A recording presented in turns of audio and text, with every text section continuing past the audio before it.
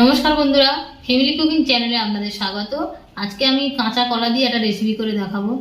তার জন্য নিয়েছি একটা কলা, একটা আলু, একটা পেঁয়াজ, একটা ডিম। এখন আমি কলা আলু সিদ্ধ করে নেব। আলু কলা সিদ্ধ করে নিয়েছি। এবারে মশলা দেব। 1 চামচ বেসন, নুন, শুকনো খোলায় জিরে ভেজে গুঁড়ো করে নিয়েছি, জিরে গুঁড়ো, লঙ্কা ভেজে গুঁড়ো করে নিয়েছি, হলুদ, গরম মশলার গুঁড়ো, দিয়ে দেবো পেঁয়াজ,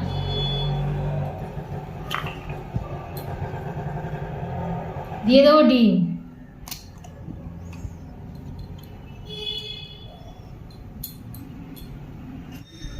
সব কিছু একসঙ্গে মেখে নেব।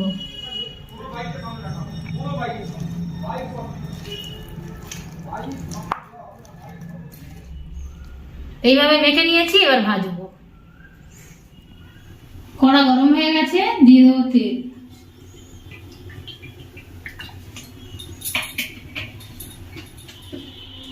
তেল গরম হয়ে গেছে, দিয়ে দেবো বড়া।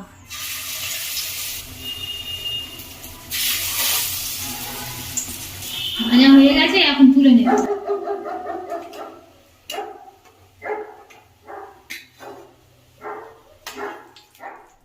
হয়ে গেছে আমাদের খুবই সুস্বাদু কাঁচা কলার বড়া।